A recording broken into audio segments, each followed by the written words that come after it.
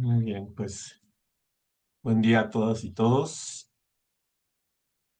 Me da mucho gusto saludarles en esta sesión de nuestras charlas en la UNESCO. Hablemos todo sobre educación, así le hemos titulado. Y bueno, el año 2023 tuvimos varias sesiones y ya al inicio de este año decidimos que le íbamos a arrancar hasta hoy para proseguir con nuestros invitados, con nuestras invitadas para comentar temas que son muy relevantes para la educación en su conjunto. Y hoy, que es un día importante para las Naciones Unidas, que se celebra el Día de la Cero Discriminación, hemos invitado a la doctora Aide Mora. Ahorita la voy a presentar, pero hemos decidido destinar esta sesión a hablar sobre este tema que es muy relevante. Ustedes podrán ver que es un tema que desde las Naciones Unidas se proclamó eh, como un día destinado a promover el derecho de las personas a vivir con dignidad, independientemente de sus características personales, procedencia, condición de género, su orientación sexual, su discapacidad, lengua, etcétera, ¿no? Entonces, el principal objetivo de este día, pues, es analizar las formas de discriminación que tenemos, frenar los actos discriminatorios, hacer conciencia en todos los lugares en que convivimos para vivir en una sociedad, construir una sociedad mucho más justa, mucho más equitativa y donde todas y todos podamos acceder a los derechos universales. Entonces, ese día tan relevante para las Naciones Unidas, bueno, decidimos dedicarlo a reflexionar sobre este tema de la discriminación y el racismo, que son dos caras de la misma moneda. Y para ello invitamos a Aide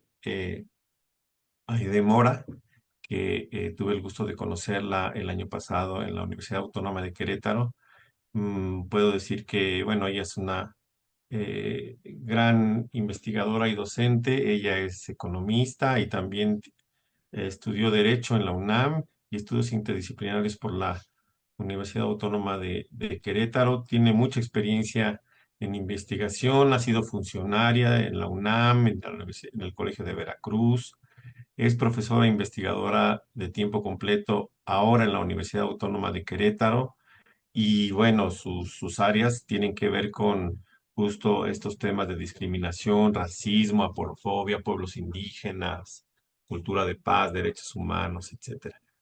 Aide es también colaboradora de una cátedra UNESCO que se encuentra en la Universidad 3 de Febrero en Argentina, pero como ustedes saben, las cátedras UNESCO abarcan o incluyen a especialistas de varias partes del mundo, y ella desde México colabora en esta red de la cátedra UNESCO que se llama Educación Superior y Pueblos Indígenas y Afrodescendientes en América Latina. Entonces, le doy la bienvenida a Aide. Muchas gracias por estar con nosotros. Me gustaría que nos hablaras un poquito de ti, cómo te gusta que te conozcamos, por qué parte de todo este trabajo que has hecho te gusta que que te reconozcan, y un poquito que nos platiques de quién eres tú y tu trayectoria. Bienvenida, Aide. Hola, pues para mí es un gusto estar aquí compartiendo en este día tan importante que tenemos que trabajar mucho en una necesidad que tenemos sobre una violencia tan importante que es la discriminación. Pues bueno, como ya presentaste mi formación, yo soy economista, maestra en Derecho y doctora en estudios interdisciplinarios. Me he enfocado mucho al tema de discriminación desde siempre, es decir, desde que estudié economía, soy como una economista un poquito contraria a veces a lo que uno piensa de un economista.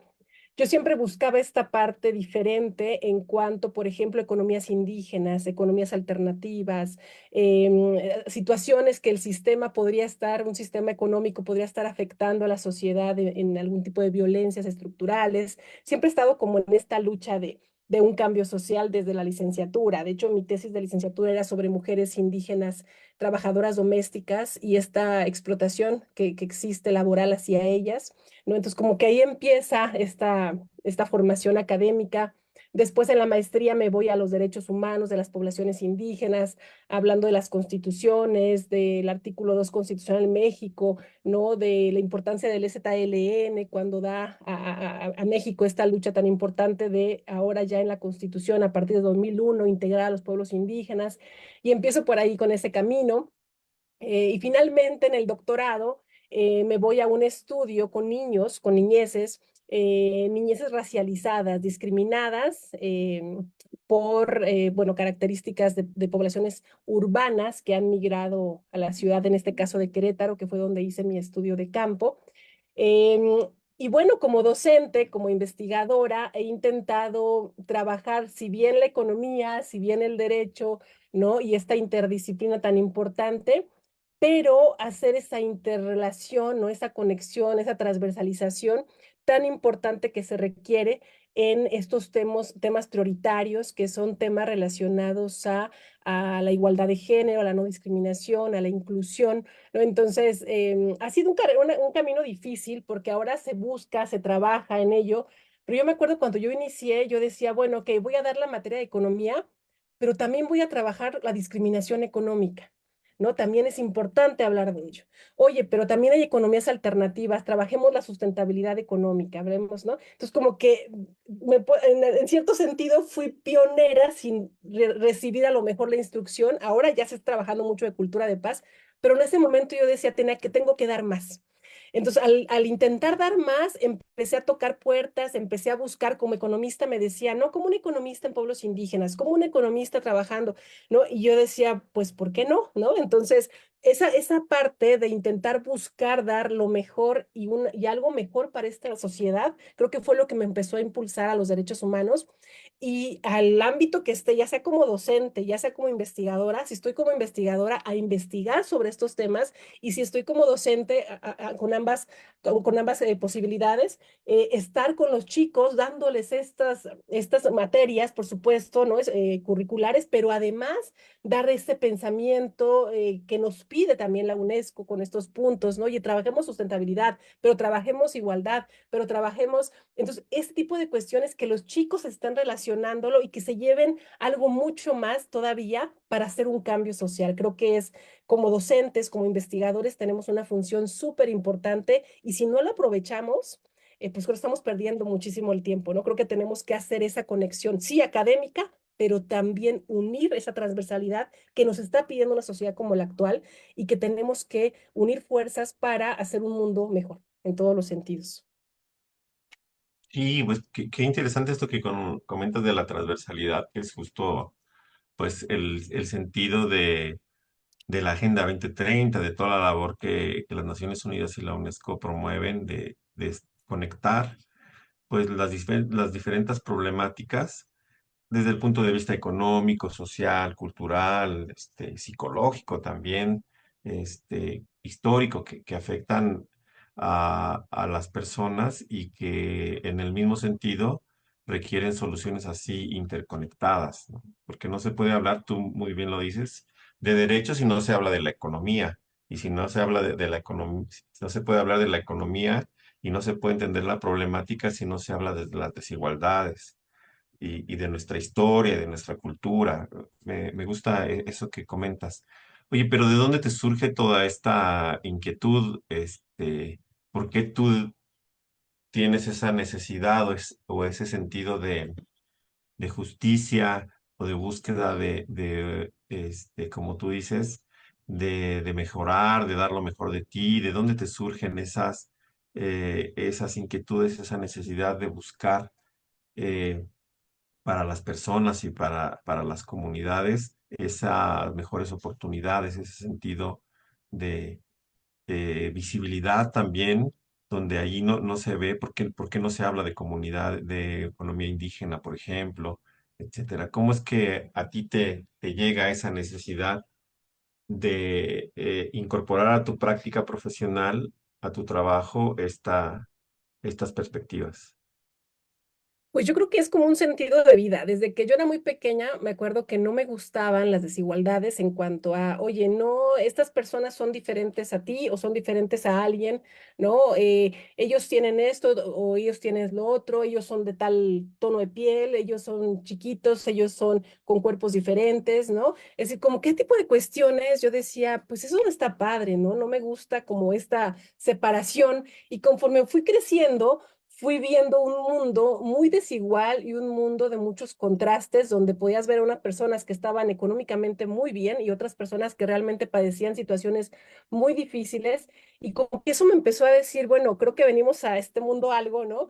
Y creo que en nuestro granito de arena lo que podamos hacer, ya sea en mi caso como docente investigadora, esa es mi función, poder conectar estas problemáticas que yo visibilizo, que yo identifico, que a mí me afectan porque no, porque le van a afectar a mis hijos, porque le van a afectar a mi familia, porque le van a afectar a mis alumnos. Todas esas desigualdades que yo voy viendo, digo, bueno, es momento de hacer algo. Tal vez no voy a estar en la calle, no sé, ¿no? Mi papel es a lo mejor aquí en la universidad, aquí con mis estudiantes, escribiendo textos, pero textos significativos.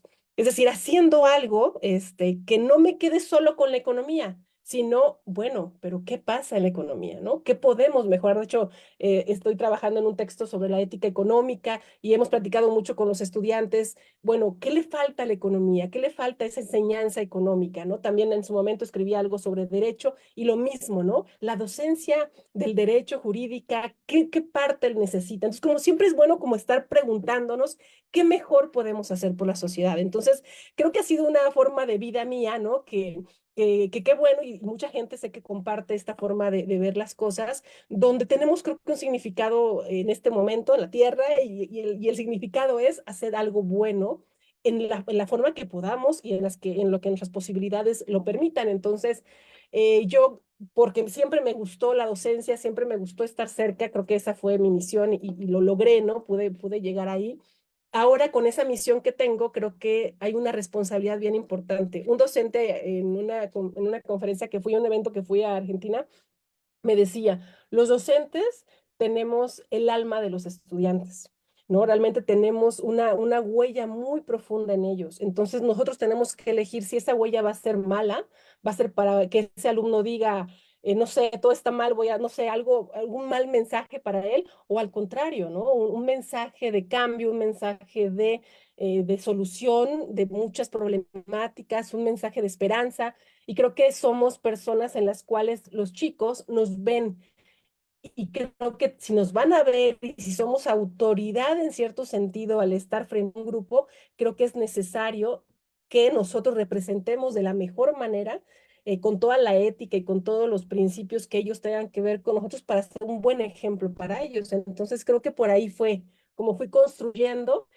Es un parte de mi vida, ¿no? No solamente en las clases, sino con mi familia, sino con mis amigos, ¿no? Intento ser este agente de paz tan necesario en una sociedad como la nuestra. Alguna vez un alumno me dijo, maestra, pero todo usted lo que se trabaja está muy bonito, pero pues ¿cómo lo vamos a cambiar? Y le digo, lo vas a cambiar en ti y en tu alrededor. Es decir, si tú cambias, si ya dejas de discriminar, si ya dejas de lastimar, si ya dejas de tener esas conductas violentas que a veces normalizamos, entonces ya no lo seguirás haciendo tú y tampoco tus hijos. Y tal vez tampoco lo van a hacer tus familiares o puedes decir, oye, ¿escuchaste lo que dijiste? Creo que no es correcto. Y es decir, podemos ser ecos y podemos ser un mundo o personas que puedan hacer cambios pequeños, pero si nos conectamos van a ser grandes cambios.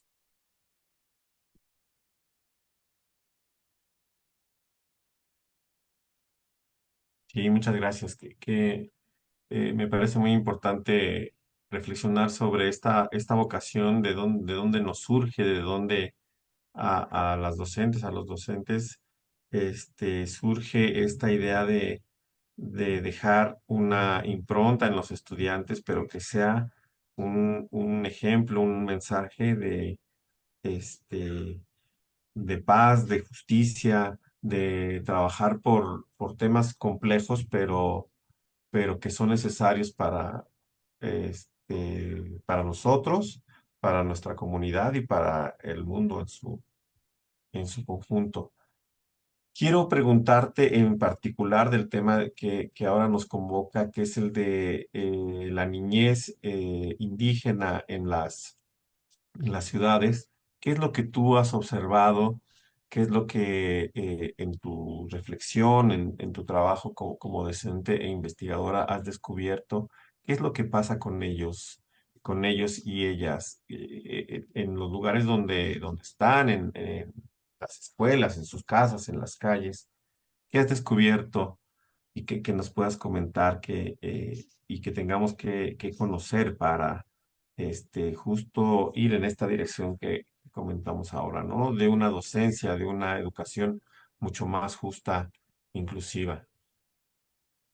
Gracias por el tema. Para mí este tema me marcó muchísimo en el doctorado. La verdad agradezco el haber hecho ese doctorado y haberse acercado a este tema de la niñez, porque es complejo identificar. No es lo mismo preguntarle a una persona si ha sido discriminada, si ha sido violentada, ¿no? En cuestiones de discriminación específicamente, a un niño, ¿no? Creo que fue una experiencia de vida muy importante donde yo inicio básicamente con una nota periodística donde decía que en la ciudad de Querétaro el 95% de los niños que estaban en la calle eran indígenas.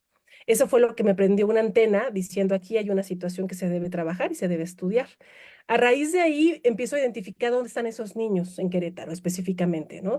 Identifico que están en unas casas llamadas centros de día, ¿no? Por las mañanas y en la tarde van a la escuela. Entonces me empiezo a acercar, busco la opción de ser voluntaria ahí por un par de años, casi 3 años estuve como voluntaria. Y yo como economista quería pedir datos, ¿no? Yo quería casi entrevistar en el momento, ¿no? Venía yo con esa idea, pues como economistas o como juristas, a lo mejor un poquito más cuadrada, pero tuve la ventaja de este estudio, de este doctorado en interdisciplina y empiezo a hablar con los antropólogos, mi tutora antropóloga, y empiezo a platicar y decir, me dice, esto te lo, solito, ve, vívelo y vas a empezar a descubrir cosas, ¿no? Y fue muy bonito porque sí, efectivamente, yo no sabía el tema lo que iba a encontrar en esta investigación y empecé a detectar la discriminación hacia la niñez. Si bien el niño no dice yo soy discriminado, ¿no? Por esa palabra, que tal vez son niños pequeños de 7 a 12 años, ¿no? Tal vez no tengan familiarizada esa palabra, sí te van a decir, de hecho, una pregunta que yo les hacía es, ¿qué es lo que te da tristeza? ¿No? Y el niño lo que nos decía que le daba tristeza, por ejemplo, era que fuera, que lo vieran feo, ¿no? Si yo le pregunto a niños que a lo mejor tienen una situación económica estable, ¿no? También van a decir, no, pues me quitaron el videojuego, me pagaron la televisión, pero estos niños, su respuesta era que no haya comida para los niños de la calle, por ejemplo, vender bolsas negras en la calle. Aquí en Querétaro se suele vender bolsas negras en la calle, no tener para comer, ¿no? Eran situaciones sociales evidentes que ellos desde muy pequeños lo identificaban como su tristeza. Y después de que decían ellos, yo veía la plática que me habían hecho anteriormente sobre su condición social y la niña que decía que no hayan niños vendiendo bolsas negras en la calle, decía, yo vendo bolsas negras en la calle, pero lo hago con mucho cuidado, sin salirme de la banqueta para que no me vaya a pasar nada. ¿No? Es decir, su propia realidad era lo que para ellos era estar triste, ¿no? Te decían que las personas en la calle los veían feo, ¿no? Les decían indios, les decían sucios, les decían que estaban sucios porque no se bañaban, les decían que tenían manchas blancas en la piel. De hecho, uno de los comentarios decían, ve y dile a tu papá que se ponga a trabajar y te dé de comer para que se te quiten esas manchas blancas en la piel, refiriéndose a estas manchas de desnutrición en los niños. Entonces, que niños de 7, 8 años te empiezan a decir que de esa manera los empiezan a discriminar, los empiezan a alejar, ¿no? Por su tono de piel, por su situación económica, por no llevar dinero al colegio, por no llevar el jabón que les pidió la maestra, les decían que eran sucios y no tenían dinero, no era porque fueran sucios, ¿no? Entonces, todo esto los niños empiezan a identificarlo, ¿no? Y obviamente esto yo lo fui viendo en 3 años, ¿no? Es decir, empecé a ser parte de su vida, empecé a escucharlos, empecé a estar en salones de clase, empecé a identificar cómo ellos sentían esta situación. Y todo esto fue charlas de los niños, ¿no? Y empecé yo a identificar que efectivamente son niños racializados, son niños discriminados que la sociedad, en este caso la sociedad urbana, son niños indígenas migrantes en la ciudad de Querétaro, se sentían diferentes, decían, es que a mí no me quieren por ser indígena, a mí no me quieren por ser migrante, no me quieren por mi tono de piel, y automáticamente se sienten relegados en la ciudad. Y el ser relegados en la ciudad va a implicar que no ejerzan sus derechos humanos, porque van a saber que siempre la sociedad los ha juzgado, los ha señalado y se ha alejado de ellos. Cuando ellos crezcan, van a crecer con prejuicios y esos prejuicios hacia ellos, y van a saber que esos prejuicios que toda la sociedad tiene hacia ellos los van a limitar en su vida. Entonces, mejor nos aislamos, mejor nos alejamos o automáticamente tenemos una conducta diferente y eso nos hace ya no ser parte al 100% de una sociedad, en este caso la urbana. Esta investigación pues es muy amplia, ¿no? Pero algunas cositas que pasan tienen que ver con esto. Los niños me decían que ellos cuando vivían en su rancho, le llamaban al lugar, que ellos eran muy felices porque ahí todos tenían el mismo tono de piel, todos eran indígenas, todos hablaban otomí, de hecho son de Santiago Mezquitlán, Amealco. Ellos platicaban, aquí en Querétaro, ellos platicaban que ellos pues no se sentían discriminados en su comunidad, pero una vez que venían a la ciudad, automáticamente eran señalados y eran pues racializados en ese sentido, ¿no? Excluidos de alguna manera. Y ellos te empiezan a decir, ¿no? También te platican de las violencias. Te platican, cuando yo estaba en el rancho, pues yo no sentía que nadie me pudiera hacer daño. Una vez que llego a la ciudad, y obviamente viven en los cinturones de miseria de la ciudad, los lugares más pobres de Querétaro, entonces van a estar cerca de gente que está tomando, que está en la droga, ¿no? Y ellos ven a esas personas y se sienten con temor a ello. Entonces, identifican el contraste de cuando estaban en su comunidad a cuando llegan a Querétaro y esta realidad social que viven, ¿no?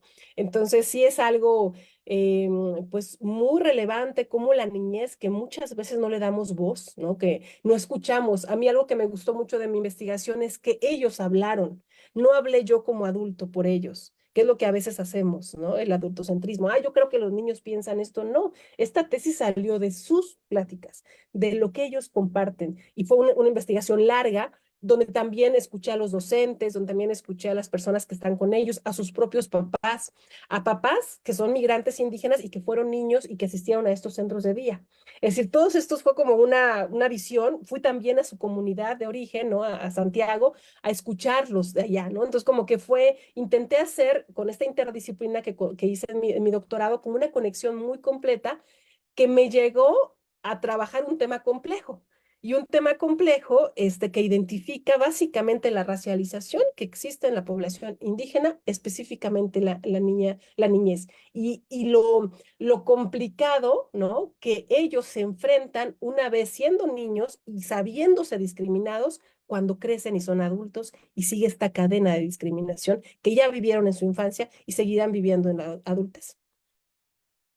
Oye, ¿y qué observaste, por ejemplo, en las escuelas, en este racismo? ¿Podrías comentarnos algo de un poco cómo se expresa ese racismo, esa racialización en las escuelas? Sí, mira, ellos están te comento, centros de día. En esos centros de día, los chicos están protegidos en cierto sentido, están a lo mejor en cierta burbuja, porque pues hay personas especializadas trabajando con ellos y la mayoría, 95% de ellos son indígenas. Entonces, ellos les pasa más o menos algo parecido que en su comunidad. Pero cuando ellos salen en la tarde a su escuela mestiza, ¿no? Esa escuela donde van niños de toda la ciudad, es cuando sienten la racialización. Es cuando empiezan a decir, tú eres moreno y no te bañas, por eso no te bañas.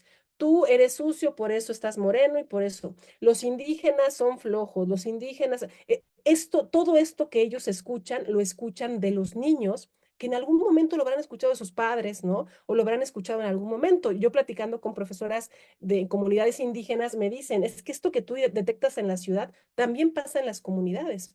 En las comunidades indígenas van a discriminar más al niño más morenito, que no trae el uniforme al 100% limpio o nuevo, ¿no? Porque van a empezar a decir, no, es el chico más pobre, es el chico más oscuro de piel, entre los mismos indígenas. Y dice, yo escuchaba cómo los papás dicen, tú no te juntes con fulano de tal porque es moreno, no te juntes con fulano de tal porque trae su uniforme roto. Entonces, las profesoras lo saben y dicen, entre nosotras mismas también hay profesoras que discriminamos a nuestros estudiantes.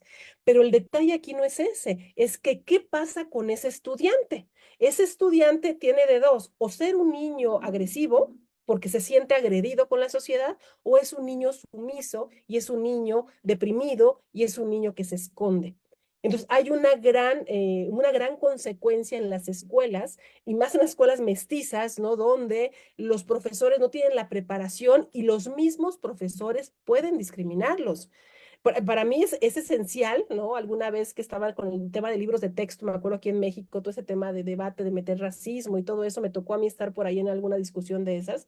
Yo les decía a la CEP en ese momento, es bien importante los libros de texto, pero también es bien importante educar a los docentes.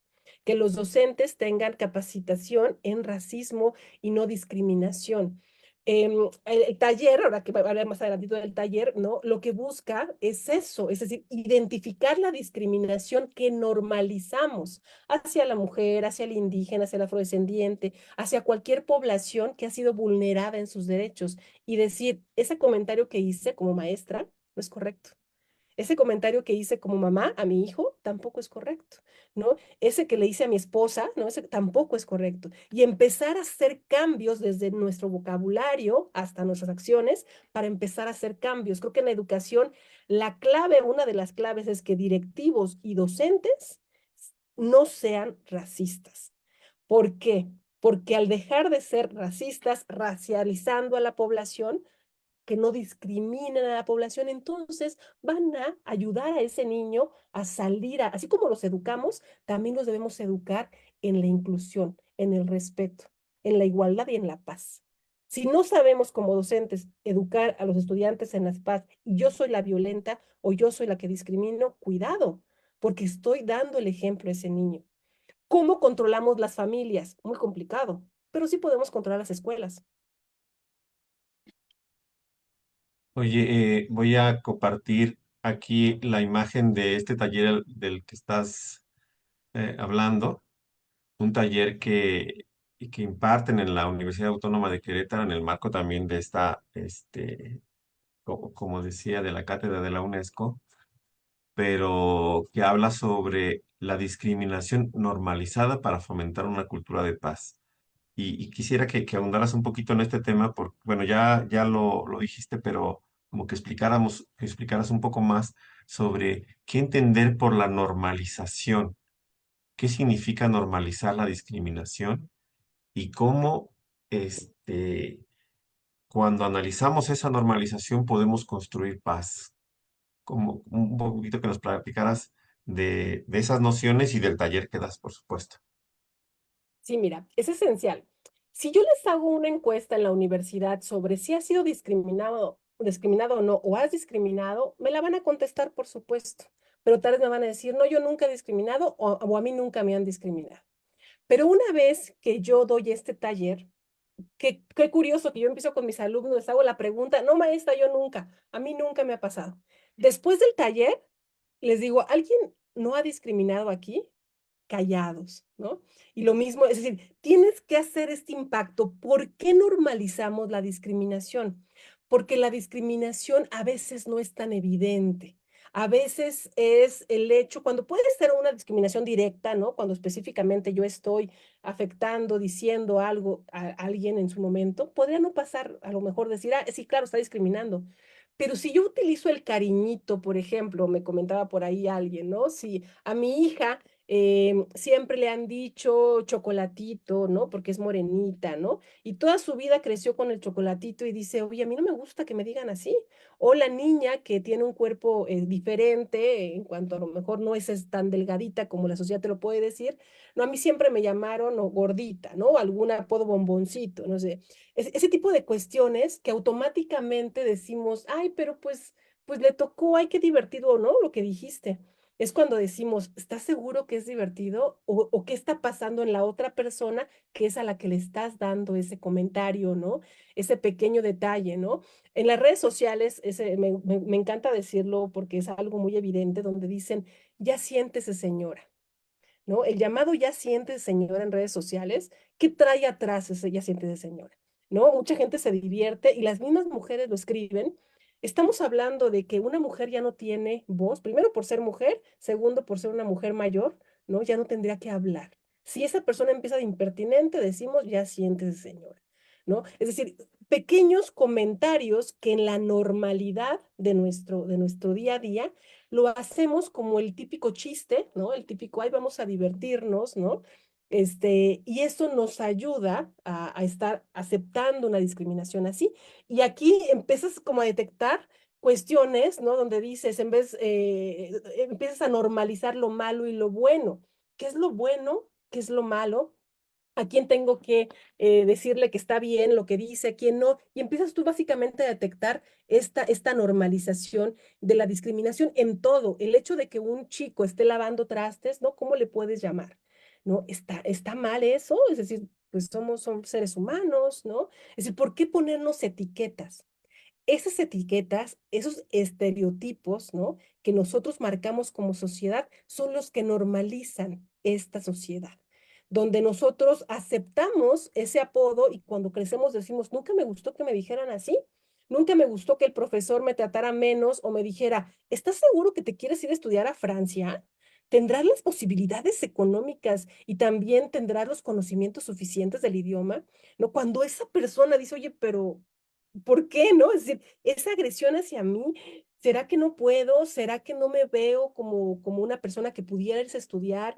Es decir, automáticamente son normalizaciones, ¿no? Yo les comentaba, bueno, si estuviéramos en el taller, que luego estaría padrísimo verlo del taller, si estamos en el taller y que les pongo, por ejemplo, un coche último modelo, hermoso, ¿no? ¿Qué persona creen que salga de ese coche? ¿No? Y muchos me dicen, no, pues blanco, ¿no? Otros hasta con sus características. ¿Qué pasaría si esa persona tuviera un tono de piel diferente, más oscuro? Oye, no, pues es el chofer el que se llevó el coche. ¿Por qué?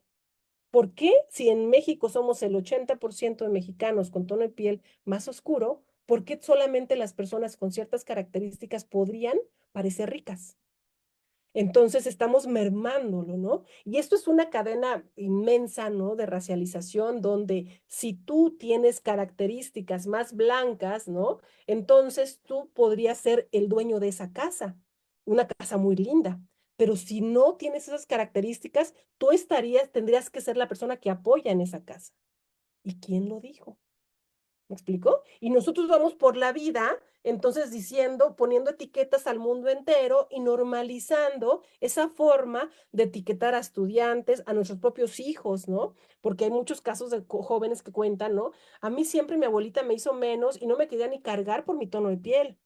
¿No? Es decir, oye, ¿de verdad? Sí, efectivamente sucede en México, ¿no? O el niño que nace de un tono de piel y le dices, ay, qué bonito, y el otro, ay, qué chistosito. Es decir, el racismo está presente, pero lo vemos como divertido, ¿no? Como que nos tocó, ¿no? Y esa es la normalización también con las mujeres, ¿no? Los roles de género.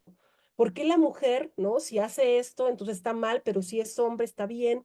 Y esa es la normalización el día a día, de normalizar lo que está bien y lo que está mal en una sociedad que no ha detectado y que vive poniendo etiquetas y vive siendo violenta porque te están definiendo quién es el que tiene que estar así, ¿no? Con esas características, quién es el bueno y quién es el malo en una sociedad. Y crecemos con eso, crecemos con esas concepciones, ¿no? Ha habido luchadores sociales que han buscado ya estos cambios, ¿no? Cambiando con concepciones de empezar a decir que los galanes de novela ya no tienen que ser, ¿no? Extranjeros en México, por ejemplo, ¿no? Y empezar a decir, oye, los mexicanos valemos, nos respetamos, las mujeres valemos, respetamos, ¿no? Y todas estas poblaciones tienen en común. Lo que busca este taller básicamente es identificar desigualdades de género, pero también desigualdades de poblaciones vulneradas, cómo las poblaciones indígenas o poblaciones afrodescendientes tienen conexiones con las desigualdades que la mujer ha vivido históricamente. Entonces estamos en una misma camino, no estamos separados, estamos en un mismo camino por empezar a ser menos, empezar a no excluir ya, empezar a integrar y empezar a respetarnos, no excluirnos si somos de una comunidad indígena, no excluirnos si somos con otra lengua, o sea, al contrario, ¿no? Esa diversidad es la que enriquece. Y es como el objetivo de este taller, es un taller totalmente gratuito, ¿no? Si alguien por ahí está interesado, con gusto puede contactarme, ¿no? Yo lo doy en la universidad por una investigación que estoy llevando a cabo, pero también me ha tocado que me han localizado instituciones para que los apoye con el taller y yo feliz de darles un pequeño, ¿no? Digo, soy docente y tengo mis labores como docente investigadora, pero también soy luchadora social, ¿no? Y creo que esa parte tenemos que brindarla de una forma, pues que nuestros conocimientos también sirvan para la educación popular y es donde tenemos que brindarlo también. Sí, sí. Bueno, justo nos conocimos en un encuentro de educación popular en Querétaro. Y recuerdo que, bueno, estos temas siempre han sido parte de la agenda o de los contenidos de la educación popular, es decir, cómo educar para eliminar las desigualdades, cómo educar para la justicia, para la paz, para reconocer los derechos humanos, etcétera, ¿no? Siempre ha sido parte de la agenda de la educación popular y sobre todo en América Latina tenemos una tradición larga en ello. Y ahora esos temas, bueno, aparecen en la agenda de las universidades, de la educación pública, de los currículums, ¿no? De la agenda de la UNESCO, pues. Este, y bueno, comenta por acá Erika Colmenares, de quien nos escucha, que si esta sensibilización no se da, pues reproduce entonces el fenómeno de la discriminación o la escala o escala a nivel de violencia. O sea, la importancia de identificarla y sensibilizar a nosotros mismos, a los colectivos docentes, a las autoridades, etcétera, es que si no se hace, esto aumenta, aumenta y finalmente es una forma de violencia generalizada que se vive en todos los ámbitos de la vida de los niños, de las niñas y de las comunidades en su conjunto, porque bien tú lo comentas, ¿qué pasa con los niños y las niñas que viven esa discriminación en la escuela? Después, eso, como bien dice Erika, se escala y se reproduce en otros ámbitos, así como la escuela puede limitar o evitar que eso se reproduzca, también puede generar lo contrario. Y un niño o una niña que se siente discriminado, violentado, como tú lo comentas, reproduce eso en la familia o en el contexto donde vive. Eso pudiste observar también, esas formas de reproducción más allá de la escuela, este, por parte de niñas y niños, es decir, que esa discriminación que ellos viven, ese racismo, después lo trasladen a otros ámbitos de su vida. Sí, de hecho las personas que han, de hecho tan solo hubo un caso en Querétaro, ¿no? No sé si te acuerdas, hace, no recuerdo ya 2 años, no sé, que hubo un Sí, caso cómo de no. violencia, ¿no? Y yo me acuerdo que mis compañeros de América Latina que estamos en Cultura de Paz me decían, ¿eso pasó en Querétaro? Es decir, yo cuando hice mi estudio de niñez, yo sí pensé, yo sí lo identifiqué a una discriminación, ¿no? Muy compleja y que los niños pasaban ese dolor de ser discriminados, pero ya llegar al tema de, pues casi buscaban asesinar a ese chico, es decir, ¿cómo es posible que simplemente por la intolerancia no pudiera llegar a esa violencia, no ese ¿Te respeto a la refieres al niño que quemaron?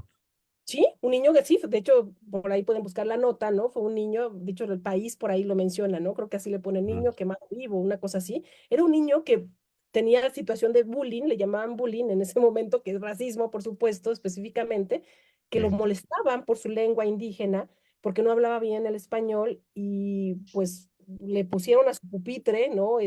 Alcohol, el niño se sentó, le prendieron fuego, ¿no? Y el niño se quemó, ¿no? Entonces, es decir, por ese, aparte no hubo apoyo de la docente, porque la docente al parecer sabía que había esta situación de bullying con este chiquito y los chavos también, ¿no? Es decir, ¿cómo podemos llegar a escalar?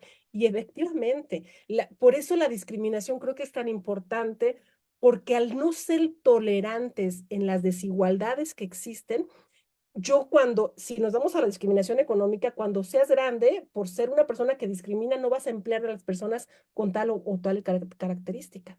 Porque en mi casa me enseñaron los prejuicios y yo no quiero emplear a personas indígenas o a mujeres o a personas de tal nacionalidad. Es decir, ese prejuicio tiene que acabar desde la niñez. ¿Para qué? Para evitar que escale a situaciones donde ya no sean tolerables y donde ya haya pleitos y donde ya tú eres de tal nacionalidad, tú eres de tal lengua, tú eres de tal color de piel, tú eres de tal género y empezar, ¿no? A este choque. Tenemos que empezar a sensibilizarnos. Hay un caso bien interesante porque yo, por ejemplo, digo, estaré haciendo algo bien con mi niña, ¿no? Porque espero que así sea, ¿no? Porque el tono de, ¿te acuerdas cuando vamos a la escuela? No sé si les pase, ¿no? A los compañeros que nos están escuchando, ¿no? Que le dicen, pásame el tono de piel claro, ¿no? Pásame, ¿no? ¿Cómo le dicen? Pásame el color carne, ¿no? Entonces, pues todo el mundo busca, hasta decía antes en los colores, color carne, y era un color muy clarito. Entonces, mi hija me contó, tiene 7 años, me dice, mamá, ¿cómo ves que en la escuela nos pidieron el color carne? Yo sin haberle dicho, ya me ha escuchado en mis pláticas, ¿no? Y yo le dije a la maestra, maestra, ¿a qué color carne se refiere? ¿Que no ve que tenemos diferentes tonos de piel todos nosotros? Y ya, ahora ya su salón es un salón donde los chicos ya no agarran ese color, sino que agarran el cafecito, ¿no? Diferentes tonos para decir somos diferentes, pero somos seres humanos, ¿no? Nos tenemos que incluir. Entonces, es decir, hay muchísimo, pero sí, efectivamente, una persona que ha sido discriminada puede discriminar. O una persona que ha sido discriminada puede llegar a ser violentada, o una persona que ha discriminado siempre puede llegar simplemente por el hecho o por esta teoría de economía que se llama el gusto por la discriminación, a no importarle la eficiencia de su empleo, de su empresa, nada más con el hecho de discriminar, porque él así lo aprendió. Y estamos viendo muchos casos de adultos, ¿no? Muchos pleitos que existen y muchos son por eso, simplemente por ser intolerantes a esa diferencia de los seres humanos. Entonces creo que sí es clave porque lo podemos ver de muchas esferas. Por eso este tipo de talleres, de temas pueden evitar que esa violencia escale desde el herir el sentimiento de ese niño y la autoestima y las oportunidades que ese niño va a tener en un futuro como de ser violentado o de ser violento en un futuro, ¿no? Es decir, automáticamente un niño no nace siendo violento, ¿no? Un niño cambia, porque va escuchando a los papás, porque va escuchando a la escuela y empieza automáticamente a asumir esa responsabilidad. Por eso la importancia de iniciar en la educación. Esta cátedra UNESCO en la que yo pertenezco, nos enfocamos a la educación superior por un motivo, porque en la educación superior las personas que están ahí son personas que van a ser o docentes o van a estar al frente de alguna empresa o al frente de algún grupo, porque van a ser profesionistas. Si un profesionista es racista o si un profesionista discrimina, entonces todo su alrededor que está a su cargo va a ser discriminado o va a conocer la discriminación.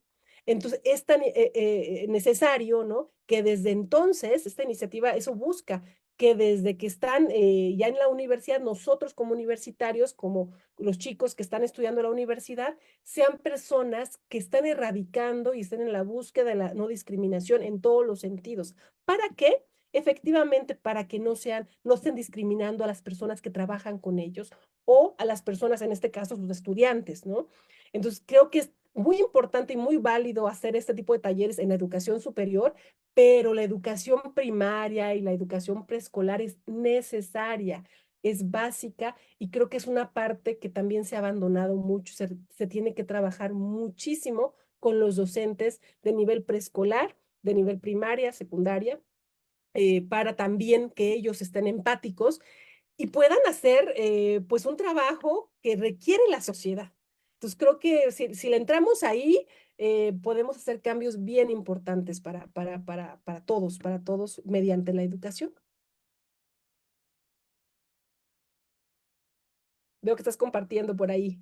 Está muy interesante esa página, vienen videos, ¿no? Vienen unos videos muy padres también, los talleres, coloquios que se han trabajado, Ah, y muy, muy buena esa página si la estoy quieren viendo por ahí. aquí que tienen diversas publicaciones, artículos, los videos, campañas que se han desarrollado, que pueden dar ideas a las universidades, a las instituciones de educación superior, a las escuelas normales.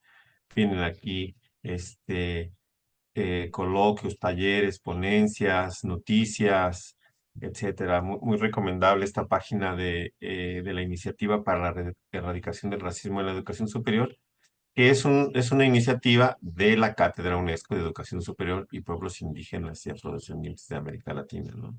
De la Exacto. cual, tú participas.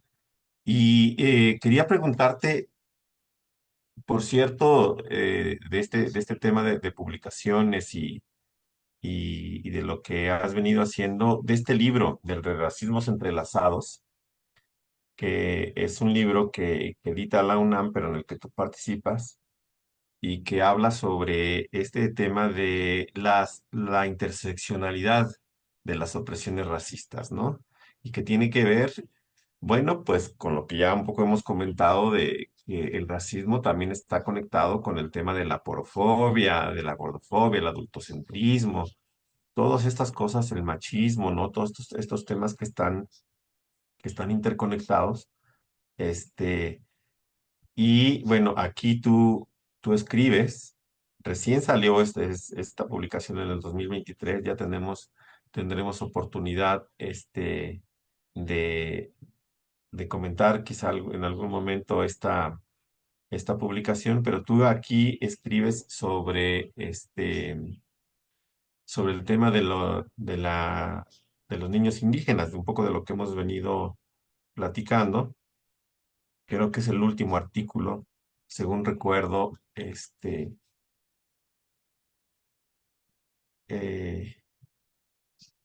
Ahí está. el penúltimo, ¿no?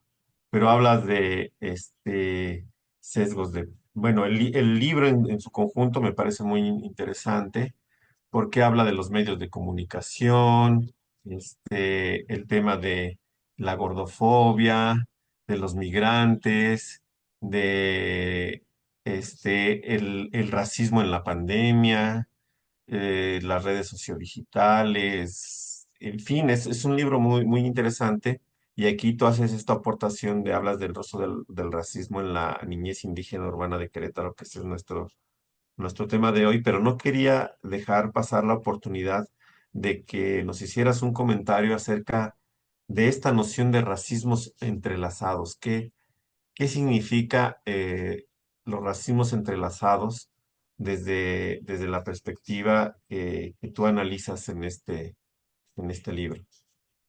Sí, en este libro básicamente lo que les platiqué ahora del tema de mi tesis es parte de este artículo que yo publico, ¿no? Que si alguien está interesado en ese tema, adelante, ¿no? Y lo que busca este libro, de hecho, es eso, es conectar los diferentes racismos, porque no lo podemos ver solamente hacia las poblaciones indígenas, sino también están los migrantes, sino también están el tema de la talla, ¿no? Es decir, el entrelazar estos racismos y el ver cómo todos tienen un sesgo bien importante, una relación bien importante, que es el discriminar, el racializar a las poblaciones que por algún motivo históricamente han sido segregadas, han sido discriminadas y compartimos, ¿no? En igualdad de condiciones este tipo de problemáticas. Entonces, básicamente, el libro tiene muchísimos temas diferentes, pero todos relacionados o entrelazados con el tema del racismo. De alguna manera toca, ¿no? Toca estas problemáticas en medios de comunicación, ¿no? En personas que están en trabajo en el campo, en personas migrantes, en personas por su peso. Es decir, lo que busca este libro es dar herramientas, ¿no? En todos estos temas. Entonces, pues yo estoy muy feliz por haber participado en este libro de la UNAM, donde consideraron, ¿no? Donde consideraron el tema de la niñez, que fue también incluido. Entonces, todos los compañeros que trabajamos aquí buscamos esa relación del racismo y hay muchísimas caras del racismo. Yo tengo un diplomado y una materia que es una materia, le llaman materia optativa en la universidad y un diplomado que es para egresar de la universidad, que son enfocadas en el racismo. Y los chicos, por ejemplo, hacen esta conexión de diferentes formas de discriminar. Hay estudios interesantísimos, ¿no? Que los jóvenes empiezan a identificar, como puede ser el libro que nos da muchas formas de discriminación, donde los chicos pueden hablar desde el racismo en el fútbol, donde pueden hablar que puede ser con el tema de la talla, donde puede ser que van a San Miguel de Allende y las personas que viven en San Miguel de Allende, algunos alumnos que son de ahí, que se sienten racializados y que se sienten excluidos en su propio ciudad donde han nacido, ¿no? Es decir, el racismo es múltiple, ¿no? Y es una conexión bien, bien interesante que en el caso que te digo que estoy ya planteando en el tema de la academia donde yo lo llevo, identificas muchísimas formas. Yo a mis estudiantes les digo, primero hablamos de la teoría, ¿no? Todo lo que es la teoría de esta desigualdad, discriminación, racismo, etcétera, etcétera, etcétera. Y ya a mediados, casi ya acercándonos al final del semestre, les digo, listo chicos, ¿dónde identificaron esa discriminación normalizada que van a trabajar? Y la importancia de esto es que los chicos pueden entrelazar, pueden relacionar los racismos en muchísimas actividades, ¿no? Y empiezan a hacer investigaciones de campo, empiezan ellos a conectarse con la investigación y empiezan a ser creadores de paz, empiezan a ser personas que buscan la cultura de paz desde una investigación en una clase. Entonces podemos volar, podemos hacer muchísimas estrategias, ¿no? Como docentes y conectando lo que es este libro, ¿no? Esta diversidad de temas que pueden consultar, ¿no? Que se pueden conectar con temas de investigación y da para muchísimos temas de investigación cualquiera de estos. Bueno, aquí hay muchísimos que ya les compartiste. Sí, sí. Y bueno, un poco que te quería comentar, más bien preguntar acerca de eso. ¿Tú cómo abordas estos temas con tus estudiantes en el sentido de qué les sugieres estudiar o qué les sugieres observar? Tú al principio comentabas esto de la vivencia, de acudir al lugar, de tener la experiencia, ¿no? De hacer esta inmersión en los sitios donde los niños están, es decir, en el club de día, ir a su comunidad, o sea, como que es estas actividades de estar en terreno, de observar, de platicar y recuperar su voz. Y que eso no quiere decir que no hagamos nosotros una búsqueda de categorías, de teorías, de investigaciones, pero que es muy importante hacer este trabajo en terreno para contextualizar lo que estamos analizando. Bueno, ya lo mencionabas, pero quería comentarte o preguntarte, ¿qué tipo de cosas tú le pides a tus estudiantes en este sentido que hagan? ¿Qué podrías recomendar para otros maestros universitarios y para otros maestros de escuelas normales que están formando a los nuevos profesores de educación básica? Sí, ¿Cómo desde estos espacios de formación de los nuevos profesionales, tener unas prácticas eh, de trabajo que los lleven a identificar lo que tú pudiste hacer después de un trabajo de varios años? ¿Qué recomendarías para que en las clases universitarias y de las escuelas normales pudieran observar y conocer estas realidades desde el contexto? mira, en esta materia que pues yo le puse el nombre, son materias que nos permiten a nosotros en la universidad crear, ¿no? Y que te digo, también tiene un diplomado para egresados. Básicamente lo que yo busco, o que son los pasos que yo sigo, yo empiezo a hablar sobre empezar a identificar como el tipo taller, ¿no? Lo que es la discriminación normalizada mediante lecturas, mediante teorías, mediante situaciones muy teóricas. Empezamos a conectar la teoría, pero siempre a ver, a ti qué te pasó, qué nos quieres compartir, qué escuchaste. Cuando ellos identifican lo que es la discriminación, las múltiples formas de discriminar que existen, etcétera, ¿no? Y ya van avanzando, ellos ya saben, yo les digo, chicos, vamos a hacer un trabajo de campo, pero en tu alrededor. Es decir, tú ve si en tu casa existe, si en la escuela existe, si en tu trabajo, si en tu comunidad. Y los chicos han sido tan perceptivos que algunos trabajan desde su colonia, ¿no? En la colonia yo siento que pasa esto, ¿no? Y empiezan a hacer entrevistas y empiezan a identificar una problemática en su colonia. ¿no? Y no es, eso no es lo mejor. Las grandes investigaciones que han hecho los chicos, que son investigaciones cualitativas, ¿no? Donde básicamente hacen encuestas, donde están en trabajo de campo, sino que se lleva a un foro. Cuando yo termino esa materia, esta materia, hago un foro, con todos mis, digo, con la misma cátedra, les comparto a todos los compañeros que trabajamos el racismo en América Latina y lo dejo virtual. Y lo dejamos abierto tanto en la facultad para gente que quiera participar como a nivel pues internacional, ¿no? Porque lo dejamos en tema abierto y los chicos son felices porque saben que su investigación no se quedó en un papel, su investigación va a ser escuchada. Entonces, a veces eso cometemos un error en la escuela, que, sí, ya lo hiciste muy bien, te califico y vete. Oye, pero ¿quién escuchó esta idea tan interesante del joven? ¿No? Entonces, es cuando ellos se emocionan y al rato, a mí me ha tocado que chicos me contactan después de 2 años, maestra, estoy haciendo un tema en tal organización en Chiapas sobre racismo y estoy trabajando en tal organización sobre, terminan siendo activistas, terminan siendo investigadores, es decir, es lo que nosotros tenemos que empezar a sembrar en ellos, ¿no? A veces decimos que los chicos, no, tú no digas nada, aquí el que dice es el experto. No, ¿por qué no va a decir él? Hay que escucharlos, ¿no? Entonces, creo que eso es bien interesante porque los acerca a estos temas y por otro lado, sus temas son visibles y son casos que a lo mejor alguien dice, a mí también me pasó eso, ¿no? Oye, qué interesante, ¿no? Entonces, hay como dos vertientes en esa parte, es decir, esa materia que es la que me toca a mí a tener con ese nombre. Pero los profesores que, por ejemplo, no tienen esa materia que tienen que crear, por ejemplo, pueden transversalizar perfectamente cualquier tema, hasta en la materia de química, en mi caso, la materia de economía, la materia de español. Es decir, podemos ver que si nosotros damos una materia, podemos ver en qué principio, en qué momento podemos, por ejemplo, intervenir en esta Agenda 2030, ¿no? Ver los puntos y decir, este punto yo lo puedo tocar en mi clase. Entonces ya hice un granito de arena.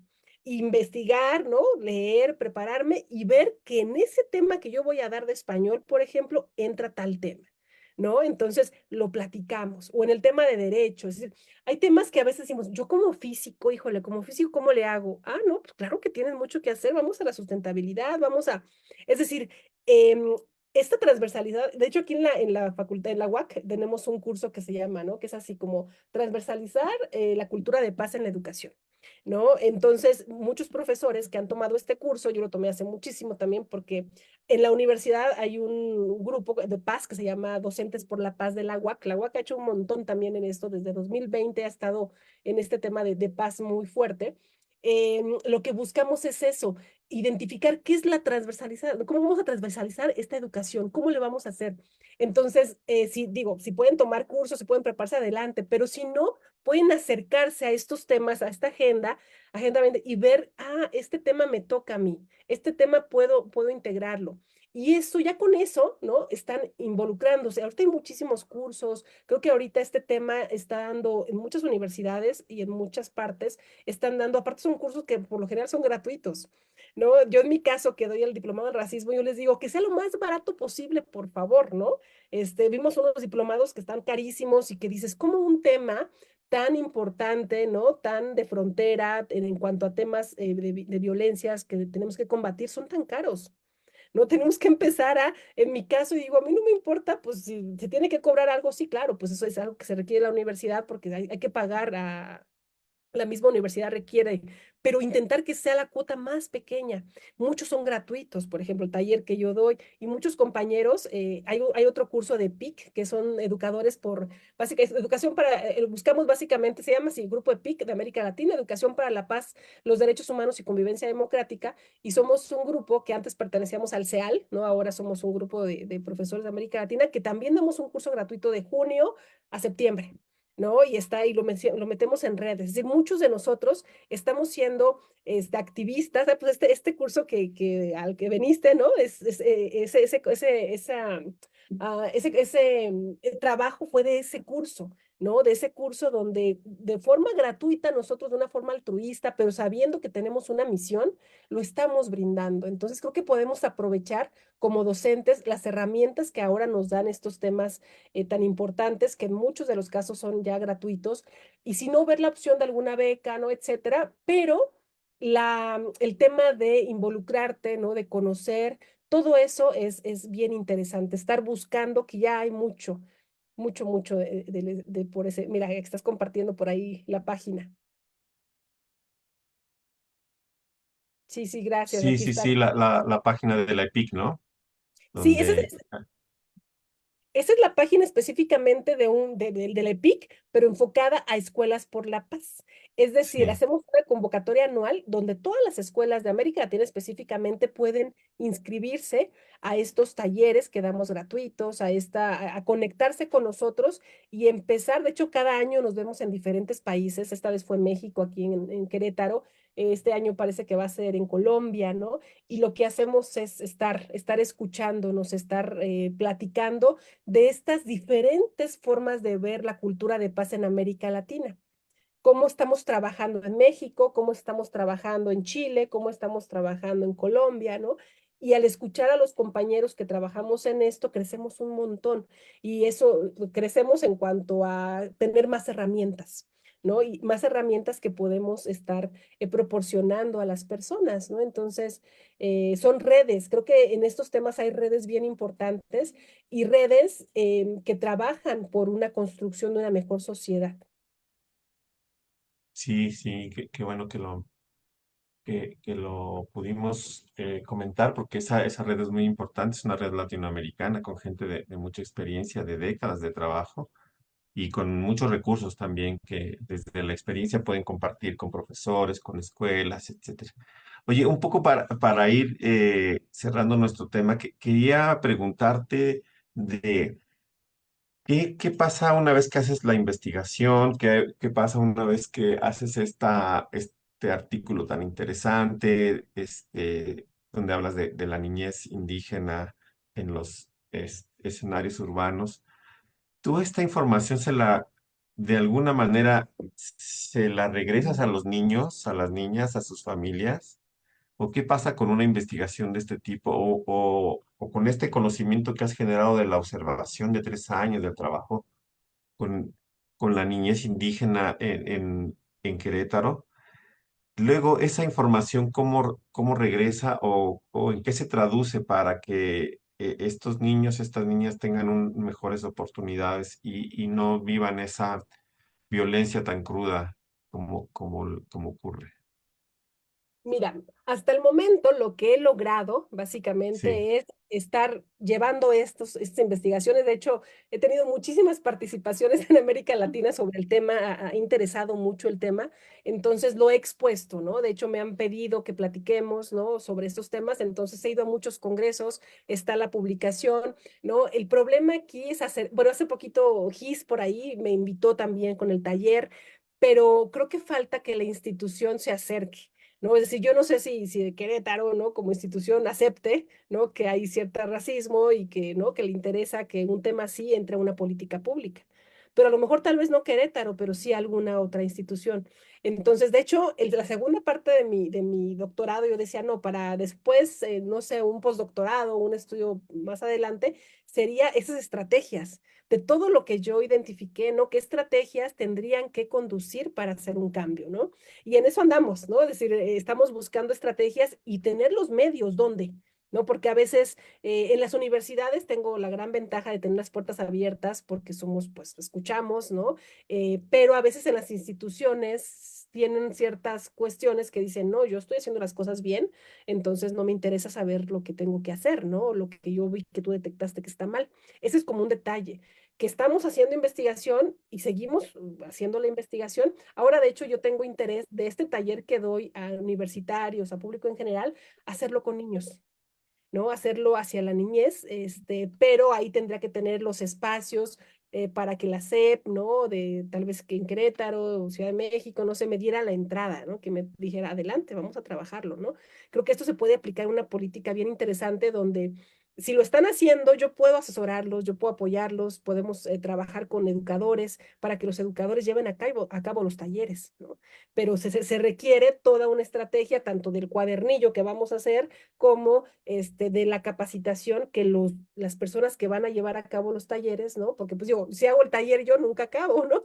Si yo solita, pero si hay ese apoyo, no, pues podemos avanzar muchísimo. Entonces yo sí busco casi siempre tocar puertas, que escuchen lo que estoy haciendo, porque sé que en algún momento, ¿no? Esto podría hacerse una política pública. Esto que está aquí podríamos ya implementar con lineamientos para evitar esta racialización de la niñez específicamente migrante indígena en las ciudades, que ya está detectada y que podemos empezar a trabajar con políticas, por ejemplo, una muy interesante que pasaba en los centros de días que me decían, cuando había otomí, cuando se hablaba del otomí, que el 95% de los niños hablaban el otomí ahí, se daban clases de otomí, los niños eran muy felices, las mamás participaban muchísimo en el centro de día y también las profesoras empezaron a escuchar las palabras básicas como buenos días en otomí. Entonces, de repente los chicos se sentían integrados, sentían que era parte de, pero de repente, porque no hubo recursos, quitaron la clase de otomí. Entonces, al quitar la clase, automáticamente ya no tenían pues, su lengua ñañú específicamente, y al no tener el ñañú, entonces ya no hablaban y ya no se sentían interconectados. Entonces, es decir, ver qué estrategias podemos seguir implementando, ¿no? La lengua y cuestiones que, digo, que tenemos señaladas para decir, con esto podemos dejar de tener al chico, al niño en la burbuja de este centro y empezar a decir, ¿por qué no damos estrategias para que ellos no se sientan discriminados una vez que van a la escuela con personas de otras, no sé, que son mestizos, ¿no? De todos los, que no son indígenas ya exclusivamente? ¿Cómo podemos empezar a integrar? ¿No? Y empezar a profundizar en sus raíces, profundizar en el respeto a su propia lengua, a su propia comunidad, ¿no? Es decir, a que enfrenten que ellos no son menos que esta comunidad urbana que los está recibiendo mal. Es decir, hay muchas estrategias que podemos trabajar, ¿no? Pero obviamente te digo, es creo que un trabajo largo, pero yo intento como que ver espacios, que me va abriendo espacios, ahí trabajamos, ya sea por conferencias, ya sea por libros, ya sea por desde donde, talleres, y estar siempre haciendo algo. Entonces creo que sí se puede, nada más el tema de las instituciones a veces se cierra un poquito más. Sí, sí, qué bueno que lo mencionas. Yo coincido contigo en esta necesidad de que haya apertura institucional, es decir, que este conocimiento que se genera en las universidades o en otros centros pueda ser compartido en las instituciones de educación básica y con los mismos niños, ¿no? Pero esa apertura se requiere porque, como bien dices, puede en algunas de las escuelas, es más, he escuchado comentarios que dicen, es que en mi estado no hay indígenas. Es muy común en algunas entidades que se dice, no, en mi estado ni hay unos que, pero no hay indígenas propiamente, ¿no? Entonces, esta normalización de, de la invisibilización de los niños indígenas, bueno, requiere apertura institucional, es decir, que las comunidades escolares tengan una apertura a ver distinto, a observar mejor, a reconocer quiénes son quienes acuden, quienes habitan las escuelas, ¿no? Por otro lado, hablas muy bien de, bueno, pero también se requieren estrategias específicas, manuales, trabajo didáctico, trabajo pedagógico específico que nos ayude a generar actividades, a plantear las clases de manera distintas. Y eso llevarlo a una política pública, porque sin una política pública podemos hacer, bueno, pilotos, estrategias interesantes en una que otra escuela, pero si no forma parte de una política pública, puede o no llevarse a cabo. De por sí, cuando son políticas públicas y está asentado en la Constitución y demás, no se, no se llevan a cabo, menos si no está en una política que sea clara desde el punto de vista educativo, ¿no? Entonces, creo que has dado bien esa ruta, ¿no? De institucionalizar, crear estrategias, recursos, materiales y que formen parte de una política pública. Bueno, pues te agradezco mucho esta conversación. Yo creo que tenemos que seguir hablando de este tema. Eh, Quisiera que en otras ocasiones participaras con nosotros. Ese tema para nosotros, para la UNESCO en especial, es muy importante, no solamente desde el punto de vista de la educación, sino también de la cultura, de las ciencias, de la misma comunicación, las áreas que trabajamos en la UNESCO. Y bueno, te agradezco mucho tu entusiasmo. Quiero decirte que tus estudiantes reconocen mucho tu, tu entusiasmo, tu trabajo que haces en la universidad, y eso también me llevó pues a invitarte, porque no solamente queremos transmitir las ideas, sino también la experiencia de ustedes como actores fundamentales de la educación, ¿no? De quienes están ahí trabajando cotidianamente y que son reconocidos por sus propias comunidades. Entonces, este, tú lo sabes bien que tienes un papel ahí muy importante en la universidad. Quiero felicitarte por ello y bueno, y pedirte que des un mensaje final acerca de tu trabajo, de lo que te gusta hacer o de lo que quisieras que nosotros sigamos reflexionando para abordar estos temas que son de tu especialidad. Bueno, pues agradecer estos espacios que son bien importantes, ¿no? Escucharnos, podernos escuchar entre nosotros, poder trabajar de alguna manera. Pero creo que el principal mensaje es, creo que si empezamos a colaborar y a trabajar entre nosotros mismos, identificar qué estamos haciendo mal en cuanto a qué nos falta. Es decir, ok, soy docente, ¿qué más puedo hacer como docente? ¿Qué les puedo desprender a mis estudiantes para buscar una mejor sociedad? ¿Qué puedo hacer como papá para que mi hijo sea una persona que no va a discriminar a sus compañeros? Es decir, empezar a ver en nuestra comunidad qué tenemos que trabajar, creo que es lo más importante.